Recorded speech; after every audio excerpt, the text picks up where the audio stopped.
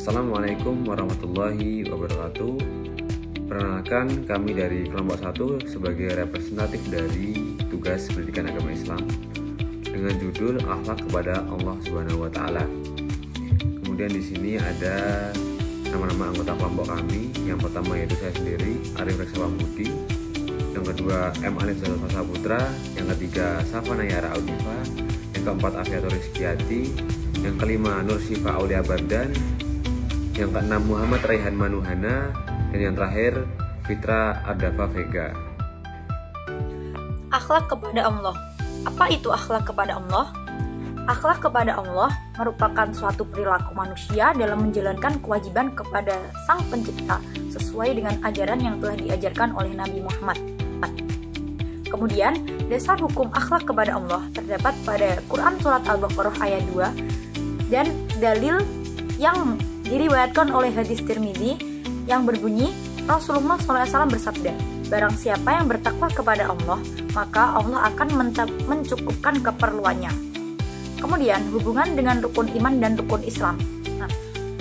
Akhlak kepada Allah adalah implementasi dari rukun iman yang pertama dan menjadi dasar pelaksanaan dari rukun Islam. Oke, setelah kita membahas tentang dasar hukum akhlak kepada Allah, selanjutnya kita membahas tentang bentuk akhlak kepada Allah. Yang pertama yaitu beriman kepada Allah. Gimana sih cara kita beriman kepada Allah? Yaitu meyakini keesaan Allah atau disebut juga dengan tauhid. Kemudian tidak menyekutukan Allah dengan apapun itu yang disebut dengan syirik. Dan kemudian ada selanjutnya yaitu bersyukur kepada Allah. Gimana sih cara kita bersyukur kepada Allah? Yang pertama itu selalu mengucapkan alhamdulillah atas setiap nikmat.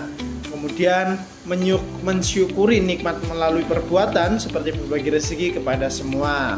Oke, selanjutnya yaitu bertawakal kepada Allah Subhanahu wa taala. Gimana sih definisi bertawakal kepada Allah itu? Yaitu definisi bertawakal kepada Allah yaitu menyerahkan hasil usaha kepada Allah Subhanahu wa taala setelah berusaha semaksimal mungkin.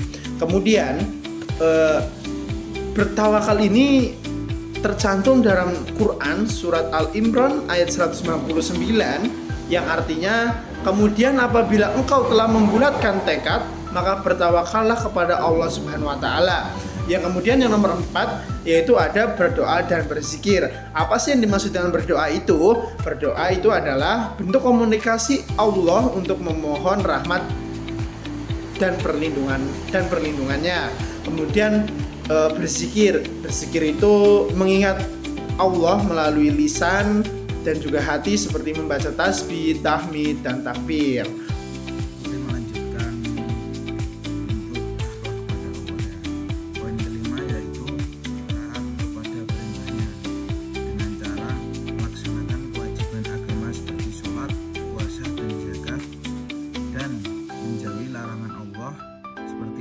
Besar dan maksiat. Poin yang keenam yaitu ikhlas dalam beramal dengan cara semua ibadah dan kebaikan hanya untuk mencari ridha Allah. Dengan dalil padahal mereka hanya diperintahkan untuk menyembah Allah dengan ikhlas dalam menjalankan agama. Quran surat Al-Bayyinah ayat 5.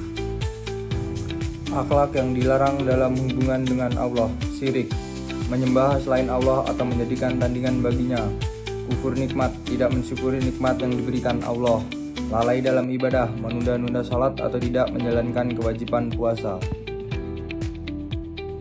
Selanjutnya adalah manfaat memiliki akhlak baik kepada Allah. Yang pertama, mendapatkan ridho dan cinta Allah. Allah mencintai hambanya yang bertakwa dan beriman. Yang kedua adalah kehidupan lebih tenang dan damai. Dengan iman dan takwa, hati menjadi tentram. Terdapat di surat Ar-Ra'd ayat 28. Yang ketiga adalah keberkahan dalam hidup. Rezeki dan usaha akan lebih mudah dengan keberkahan dari Allah. Yang keempat adalah dijanjikan surga. Maka bagi siapa yang beriman dan beramal salih, mereka mendapat surga sebagai balasan. Terdapat di surat Al-Kahfi ayat 107. Selanjutnya adalah penerapan akhlak kepada Allah dalam dalam kehidupan sehari-hari. Yang pertama adalah beribadah tepat waktu. Sholat 5 waktu tepat waktu tanpa menunda. Yang kedua adalah bersyukur atas nikmat Allah, mengucapkan hamdalah saat mendapatkan hal baik. Yang ketiga adalah menjauhi dosa dan maksiat, menahan diri dari hal yang dilarang agama.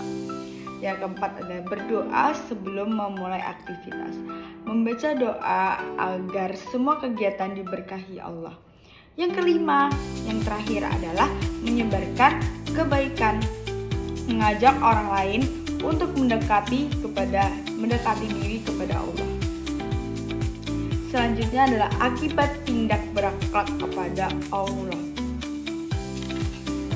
Akibat tidak berakhlak kepada Allah, yang pertama, jauh dari rahmat Allah. Tidak melaksanakan akhlak yang baik kepada Allah dapat membuat seseorang dijauhkan dari rahmat dan kasih sayangnya. Kedua, hati menjadi keras, lalai dalam beribadah dan tidak berzikir kepada Allah menyebabkan hati menjadi keras dan jauh dari petunjuk. Yang ketiga, kehidupan tanpa keberkahan. Orang yang tidak berakhlak kepada Allah Subhanahu wa Ta'ala cenderung hidup dalam kesulitan, meskipun memiliki kekayaan ataupun kekuasaan. Keempat, kehilangan kesempatan masuk surga. Tidak berakhlak kepada Allah, terutama melakukan dosa besar seperti syirik, menyebabkan seseorang dijauhkan dari surganya Allah. Terima kasih. Allah tidak melihat rupa dan hartamu, tapi Dia melihat hati dan amalmu. Hadis riwayat Muslim. Sekian, wassalamualaikum warahmatullahi wabarakatuh.